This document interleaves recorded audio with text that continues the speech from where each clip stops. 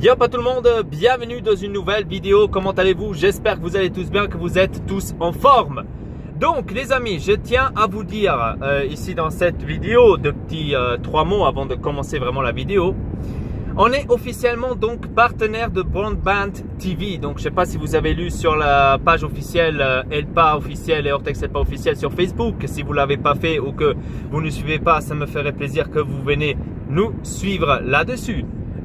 Ça ferait vraiment plaisir pour avoir beaucoup plus d'informations par rapport à nous, Ortex et Elpa. Donc toutes les vidéos, ceux qui vont venir, etc. vous le recevrez simplement là-dessus. Donc on a ce nouveau partenaire, partenaire francophone, l'un des meilleurs partenaires qu'il y a pour l'instant autour du web.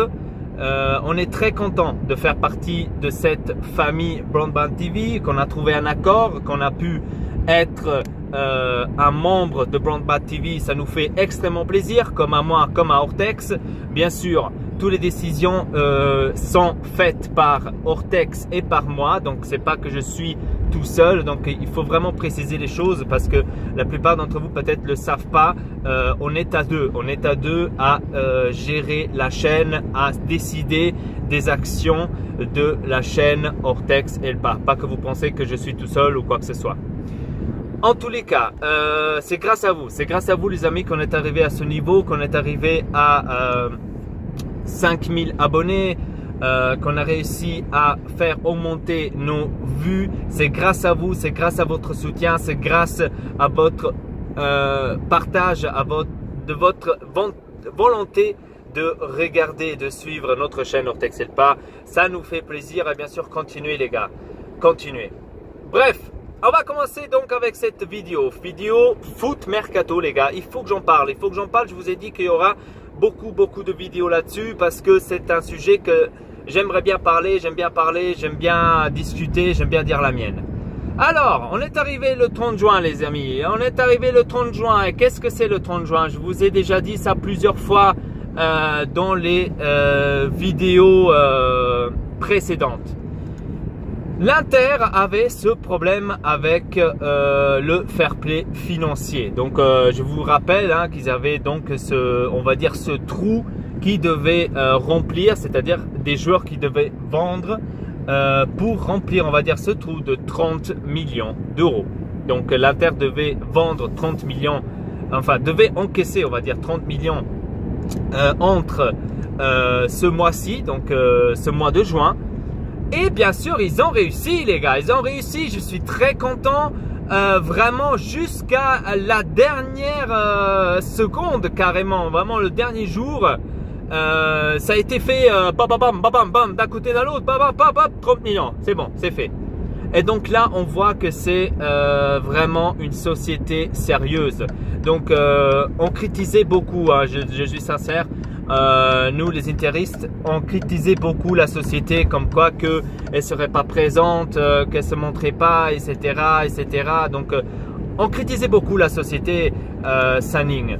Mais là il faut dire que l'arrivée de Sabatini a fait vraiment du bien et on a vu que ce mercato est en train d'être géré d'une façon professionnelle et vraiment comme il faut. Ils ont réussi donc à gérer ces 30 millions, le bilan est fait.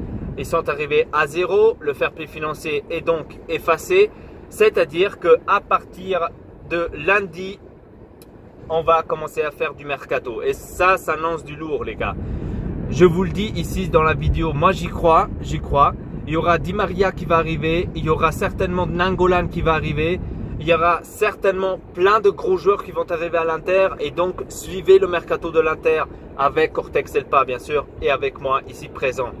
Je le crois. Moi, j'y crois en Sanning. Franchement, j'y crois en Sanning. Je pense qu'il va y avoir des gros coups, les gars, que tout le monde va rester à bouche ouverte. Moi, j'y crois. Restez franchement branchés à la chaîne Ortex Elpa pour savoir des nouvelles là-dessus. Parce que ça va être un gros mercato. Ils avaient annoncé justement aujourd'hui. À partir de lundi, on va commencer à s'amuser. Donc, à ce qui paraît, c'est ça ce qu'ils ont dit Sanning du bureau. À partir de lundi, on va commencer à s'amuser. Donc, à mon avis, les gars, ça s'annonce du lourd. Ça s'annonce du lourd. Donc, tous les noms qu'on avait entendus auparavant, c'est-à-dire Nainggolan, Di Maria, James Rodriguez, Berardi, tous ces noms, l'un de ces noms ou même deux de ces noms vont certainement arriver à l'Inter de Milan. Certainement, si ce n'est pas déjà fait et qu'ils nous font la surprise qu'ils vont l'annoncer. Hein, parce que moi, j'ai comme l'impression, les gars, qu'ils ont déjà l'accord avec les joueurs, mais qu'ils ont dit de tenir, de fermer leur gueule jusque le 1er juillet, justement, jusque le mercato italien s'ouvre. C'est-à-dire qu'on peut officialiser le mercato. Donc, j'ai comme l'impression que là, on va vraiment s'amuser, les gars. Et donc, c'est parfait. C'est parfait, c'est parfait. Restons à Milan. Le Milan, les gars, a acheté un nouveau joueur, Borini, un joueur pratiquement, un joueur que je me pose la question pourquoi l'avoir acheté. Donc, il y a des supporters de Milan qui disent déjà qu'ils vont gagner le championnat l'année prochaine, qu'ils vont gagner l'Europa League, à ce qui paraît. Ok, si tu le crois, à moi, à mon avis, le Milan l'année prochaine va arriver 5e et ne va pas se qualifier pour la Champions League. Croyez-moi, les gars, je vous le dis, hein, aujourd'hui, on est le 30 juin, je vous le dis, le Milan va arriver 5e, 6e l'année prochaine. Vous allez voir. Ils se sont achetés des joueurs, oui, certes, pas mal, hein, je ne vous cache pas. Silva, ils ont acheté Muzak, ils ont acheté Rodriguez, le défenseur de Wolfsburg, etc. Oui, c'est des bons trucs, c'est des bons joueurs, hein, payés même trop cher à un moment donné. Mais je vous dis sincèrement, ça ne sert, ça va pas être au niveau de gagner le championnat, ça va pas être au niveau de gagner la Champions League. Je suis sincère, je le dis direct. Se qualifier pour la Champions League l'année prochaine, ils vont pas réussir parce qu'ils sont faibles. Et moi, pour moi, ils vont faire faillite. Je dis ça depuis le début. J'espère me tromper, hein, mais à mon avis, la société là va faire faillite. Il va faire faillite parce qu'ils ont acheté déjà des joueurs à plus que 150 millions. Ils ont déjà dépensé. Ils ont vendu 0 joueur. Ils ont vendu 0 joueur.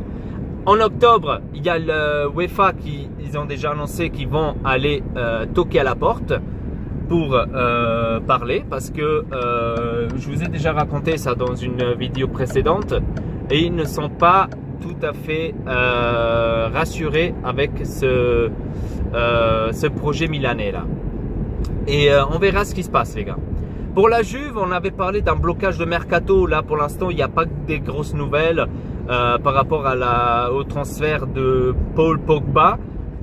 Donc, les fautifs là-dedans, c'est la Juve et Raiola, donc l'agent de Pogba. Et on verra comment ça va se terminer. Je pense pas que la Juve va se faire bloquer le mercato parce qu'il y a eu des équipes comme Barcelone, Manchester City, etc. Ils ont fait pire et leur mercato n'a pas été bloqué. Donc je pense pas qu'à ce point de vue il va être bloqué celui de la Juve. S'il va être bloqué celui de la Juve, certes ça va être quelque chose de très dur pour la Juve. Ça va être un coup dur parce que l'année prochaine ça va être lourd et on verra. On va vite parler aussi de la Rome et j'arrête ainsi la vidéo. La Rome, les amis, je la vois l'année prochaine très mal arriver à la même place qu'ils sont arrivés cette année, c'est-à-dire 2e place. Ils ont vendu carrément toutes leurs équipes. Hein, Nainggolan va peut-être partir à l'Inter. Salah est parti pour 40 millions à Liverpool. Manolas, à ce qui paraît, part soit à l'Inter, soit au Zénith. Donc au Zénith en Russie. Hein. Et on parlait aussi de Rudiger à l'Inter, le défenseur aussi de la Rome à l'Inter. Donc la Rome est en train de se faiblir et ça va être dur l'année prochaine de rester en 2e place pour la Rome. Je la vois mal arriver en 2e place. On verra justement ce qui va se passer. Donc oui, le reste des équipes, pour l'instant Manchester United, il y a eu l'histoire avec Perisic d'ailleurs de l'Inter, j'avais oublié de vous raconter.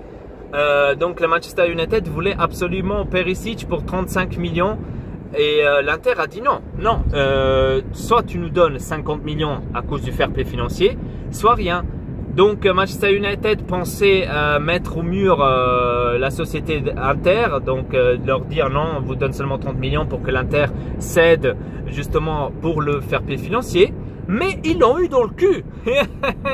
Ils l'ont eu dans le cul, Manchester United. Parce qu'à partir de demain, ils ont annoncé, donc l'Inter il a annoncé, à partir de demain, Perisic va coûter plus cher, ne va plus coûter 50 millions, mais ils vont devoir dépenser 70 millions pour Perisic. Si vous le voulez, achetez-le maintenant. Ah oui, c'est comme ça, c'était les prix parce qu'on avait le problème avec le fair play financier. On avait ce problème là, donc on le vous vendait pour 50 millions. Maintenant qu'on n'a plus le problème là, bah maintenant on veut 70 millions. Je pense qu'eux, ils ont raison. Ils ont raison de faire ça. Et donc, on verra maintenant ce qui va se passer. Hein, parce que c'est pas facile. C'est pas facile maintenant de gérer cette situation. Bref. En tous les cas, les gars, on verra ce qui va se passer. Je vous laisse ainsi à cette vidéo. Abonnez-vous à la chaîne Ortex Pas. Merci beaucoup. À très bientôt. Peace.